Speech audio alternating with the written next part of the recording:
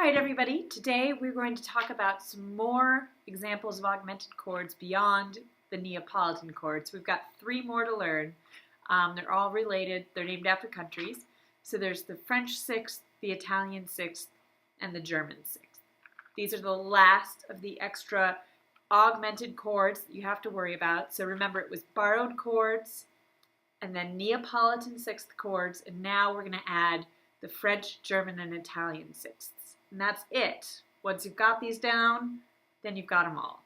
And you've got pretty much everything you need to do analysis and music theory for most music all the way up to the 20th century. So, hey, pretty exciting. Well, up to, the 20th century. So we're going to go over the rest of our augmented sixth chords. Very exciting. And you'll be doing assignment 5.1 and 5.6. So just those two assignments, just building up chords, and then there'll be a little bit of analysis, and that's all you have to worry about doing. So let's get started.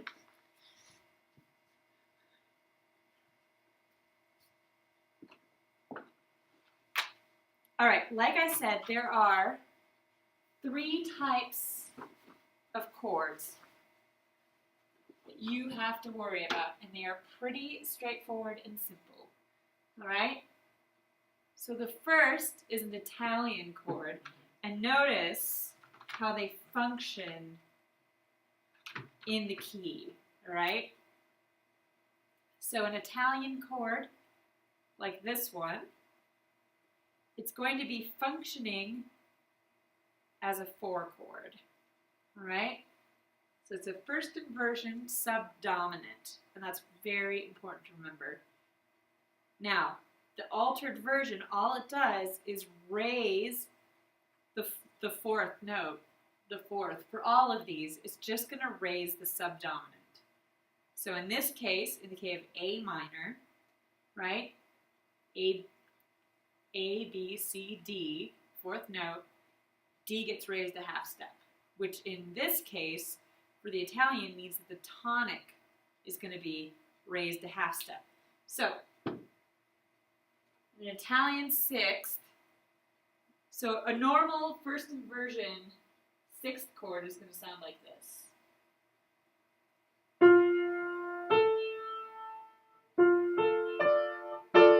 Right? Now, if you add that D sharp to it, there you go. So that's the Italian sixth. So normal subdominant first inversion. Italian just raises that tonic note. Alright? Or if you were to hear it in root position, it would sound like this. So here's your normal D minor chord, right? If you raise up that D sharp, alright? Normally you would never see this in root position though. You'd always see it in first inversion. So F, A, D sharp.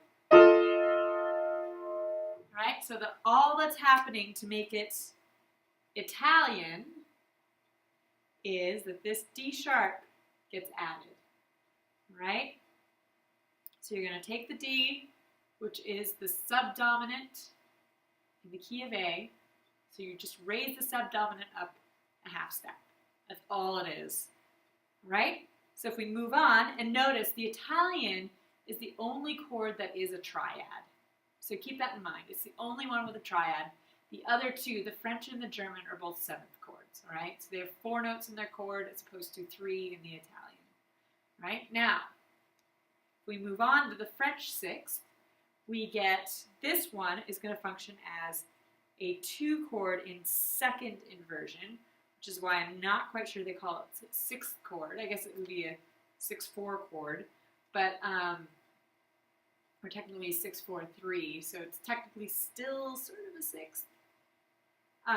Anyway, side note, but it's going to function as the supertonic, just like our Neapolitan sixth chord, right? So it's going to be a supertonic. It's It's going to be on the 2 chord, just like the Neapolitan 6th. But the big difference is that the Neapolitan 6th is going to lower that root chord, right? And in this case, it's the raised 4th.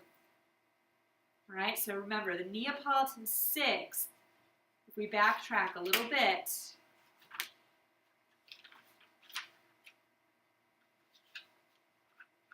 just to review, all right,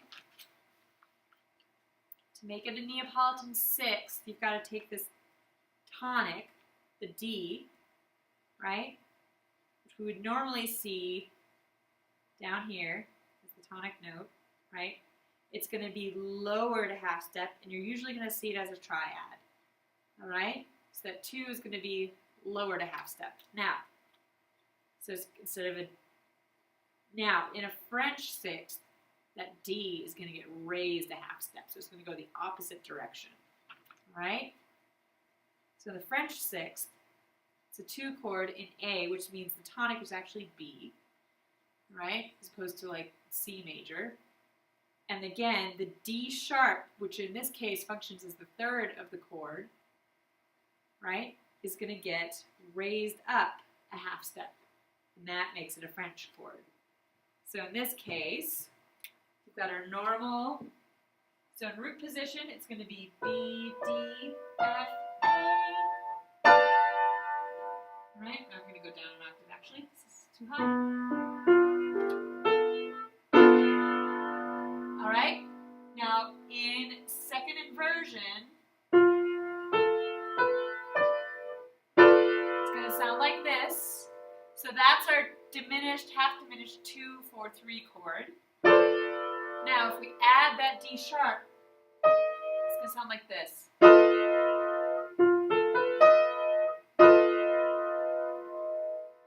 Okay? So it sounds a little more dissonant. It's kind of exciting. All right, and then finally, last but not least, we get our German chord. So the German 6th is also, just like the Italian 6th, going to function as a 4 chord. Okay, so these two, both 4 chords. All right, the French is the one who's a little different, right? He's going to be the 2 chord. So the 4 chord, except this one is going to be more complex because it's a 7th chord in first inversion as opposed to just a triad in first inversion. So all you're doing is adding an extra note to the stack.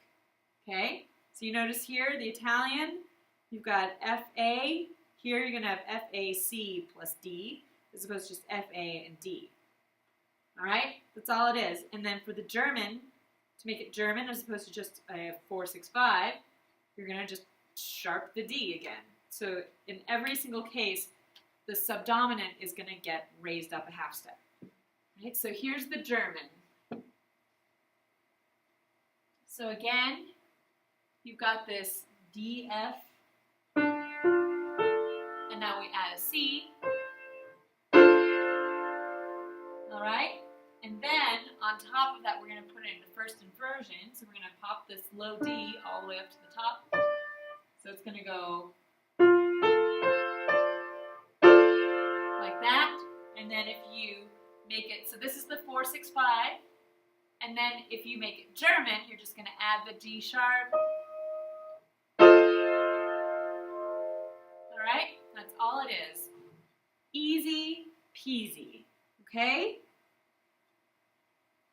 Now, if you want to just do a stepwise stack, notice an Italian's 3rd, right? It's going to be a major 3rd, so in this case, F natural to A natural. So major 3rd, and then it's going to be an augmented 6th on the bottom. Okay? Another way to think about it is a tritone on the top, right? So you're going to have A to D sharp, an augmented 4th, or tritone, or if you go from the F, it's an augmented 6th. All right, so an augmented 6th, and here it's an augmented 4th from A to D sharp. That's all you have to do. Okay? French third, from the bottom, it's going to be major third on the bottom, so they're all going to have major thirds. And then from the third to the next step, well, not the third, the seventh technically, from the A to the B, it's a major second, right? Or if you go from the F, it's an augmented fourth. So A4 from there to there. And then the top, again, is going to be an augmented sixth. All right? So from here to here, augmented sixth. Always built on an augmented sixth. Okay? And then the German, same thing. So it's going to be major third and then a minor third. So this makes just a normal chord, right? FAC, just a normal major chord, plus the D sharp on the top. So from C to D sharp, that's going to be an augmented second. All right? Whoops, second. Or if you go from F to the D sharp, which this little sharp right here is for this guy, he's on the line, that's an augmented sixth. All right? So augmented sixth on the outside, and then major third on the bottom. And in the case of the French chord, because it's second inversion, it's going to just be a whole step. And in the case of the German sixth, because it's first inversion, it's going to be a minor third between these two. All right? And then an augmented sixth on the outside. Cool beans. Not too difficult, eh? All right. So that's all there is to it. And then here you can see it's just rewritten out in the key of C.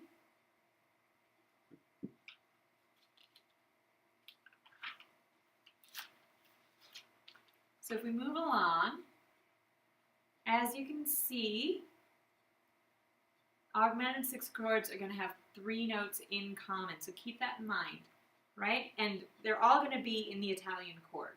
So, for example, in the key of A, you're always going to have the D sharp, F, and A, right?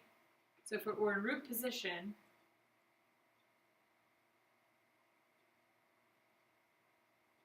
it would be this.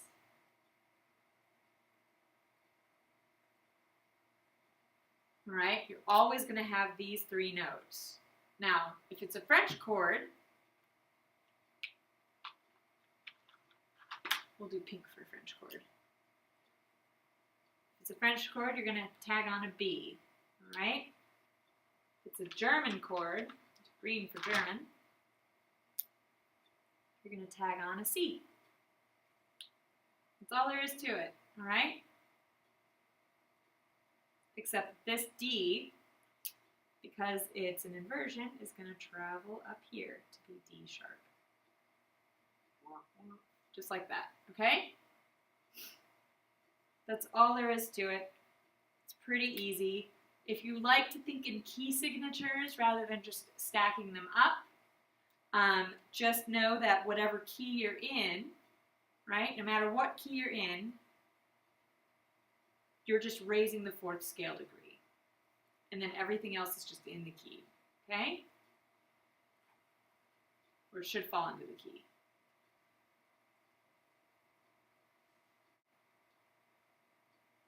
All right? Now, if we need to resolve to something, know for a fact that in Italian is always, it's going to resolve to a 5 chord, dominant.